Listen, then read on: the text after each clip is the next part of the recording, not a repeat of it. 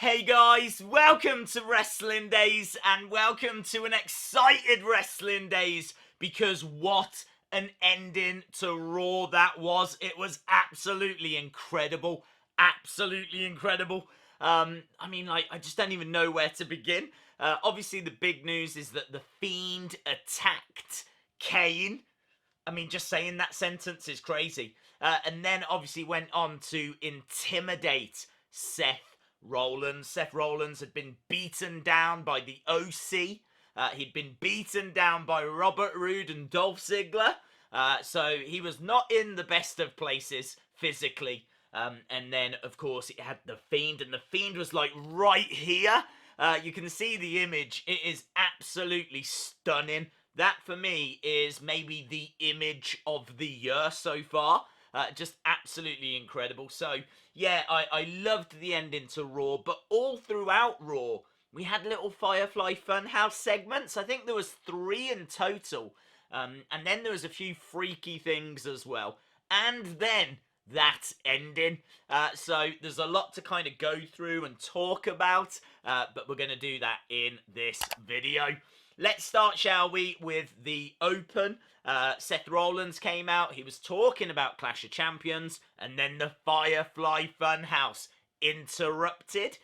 What was quite interesting here was that Bray said that Seth Rollins was going to be his future best friend, which I thought was very interesting, because it kind of implies that once you get beaten by the Fiend, you become his future best friend. I couldn't quite get my head around it, but the fact that he's saying in the future they were going to be best friends just really kind of resonated, because clearly they are not best friends right now. Moving on, Seth tried to talk to Bray, which I thought was very interesting, because I'm under the impression these segments aren't live. I think they're trying to make out and make it seem like they are live.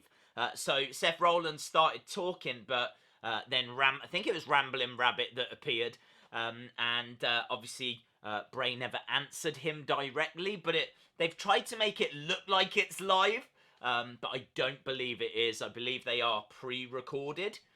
So I thought that was quite interesting. Then obviously Rambling Rabbit does appear and warns Seth. This was quite an important moment in the night. He said, "You don't know what you're doing."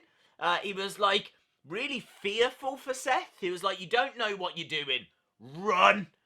He actually told him to run. Obviously, that's a little bit of a callback to what Bray Wyatt used to say.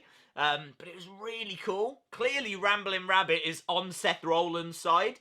He said that he's a fan.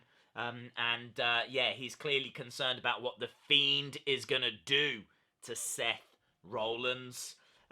Things moved on. Bray said that the Fiend had basically said hello. That's what he did. Like, honestly, if the Fiend's at your door, don't open the door. Because apparently when the Fiend says hello, he, like, gives you a Sister Abigail, mandible claw. So his greetings are terrifying.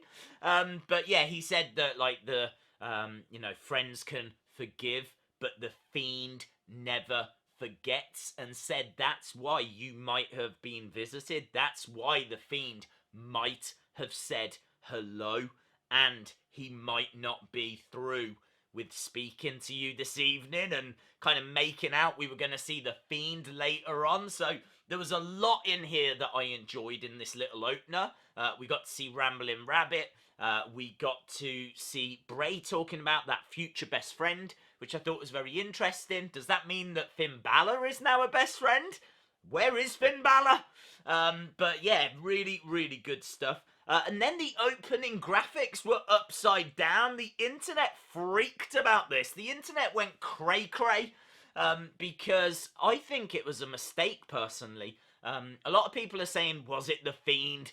Did the Fiend get into the truck, the production truck? Is he going to control Raw? And all of this kind of stuff. But we didn't really see any more examples of that. There was obviously the end, the very end.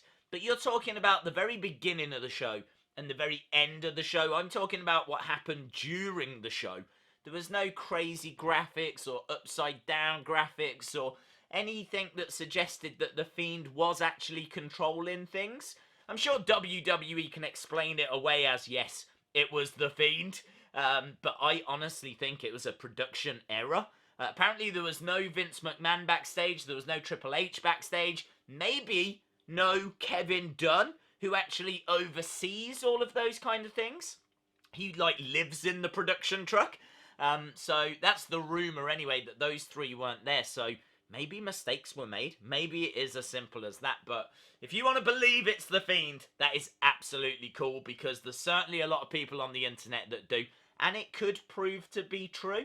I just would like to have seen more examples, let's put it that way.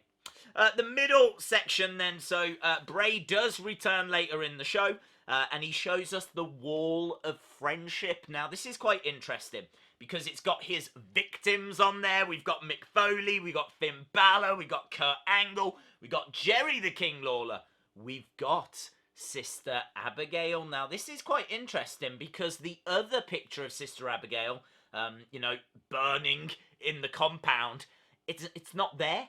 The only picture that's there is the painting of Sister Abigail. And, you know, it could imply that she was a previous victim. You know, it could imply that she is actually part of this group of victims that are now all his friends, apparently. So this is the Wall of Friendship. Obviously, we don't see Seth at this point.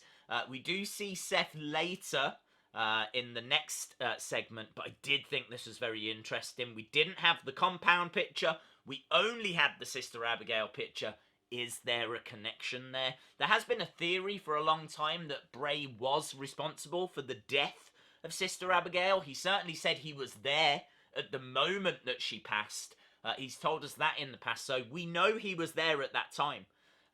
Was he responsible, though? I don't think we've ever had that confirmed. The next bit then was very interesting. This was Bray adding the Seth Rollins picture to that Wall of Friendship. But there was an extra detail on this one that wasn't on the others. None of the others had horns. This one had horns. So I don't know why.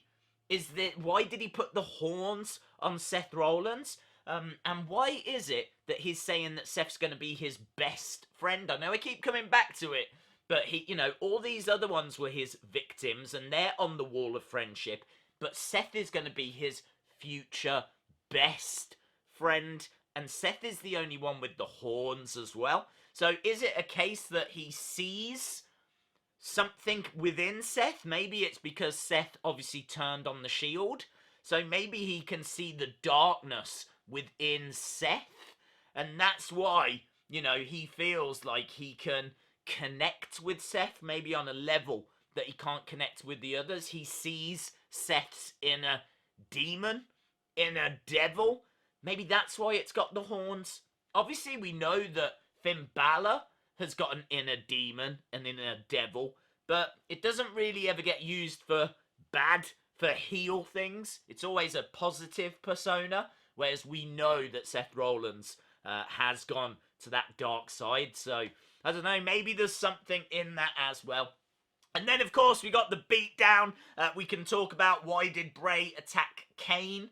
I kind of feel like this is pretty straightforward. I think there's a few reasons there. I think he attacked Kane because Kane saved Seth Rollins. Seth Rollins was getting beaten down at the very end by the OC, getting beaten down by Robert Roode and Dolph Ziggler. Kane came down and saved Seth, so I think he did it for that reason. Maybe a bit frustrated as well that he wasn't the one that was beating up on Seth. He wanted to go down and beat up on Seth, so I think anyone that was going to be around was going to be in trouble. Kane had kind of dealt with everyone, so there was only Kane that was standing. So that's why Kane maybe suffered. Plus also, this was in Knoxville, which is where Kane is a mayor of. So I think there's a reason there. This obviously is going to get a big reaction. The fact that the mayor of that place has now been attacked by the Fiend. So, you know, it's a big statement move as well. Yeah, I also think that the reason why he took out Kane could be a connection to the past. Kane was actually the first main roster feud that Bray had. They had an Inferno match at SummerSlam. They also faced a Survivor Series, which Bray obviously came up short with. Brothers of Destruction went over on the Wyatt family, so there could be a callback to all of those things. Could be a false prophecy thing as well, you know, Kane saying that he is the devil's favourite demon. That might not sit well with Bray Wyatt, so quite a few different reasons as to why he attacked Kane. He doesn't attack Seth, which, again, very interesting.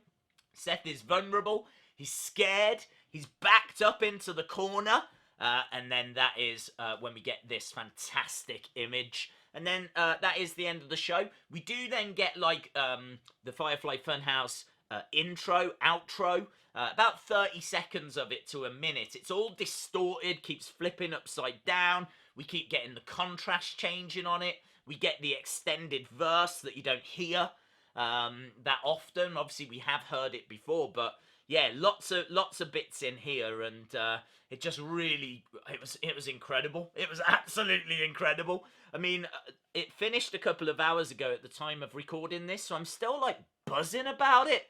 I just can't help myself. It's one of the best Raws of the year, if not the best, and honestly, one of the best endings I've ever seen. And I love how that story was told all throughout the show. So, yeah, awesome stuff, guys. Let me know your thoughts down in the comments below. If you enjoyed the video, give it a like. Hit the subscribe if you haven't already. And hopefully, I'll see you again next time. Bye for now.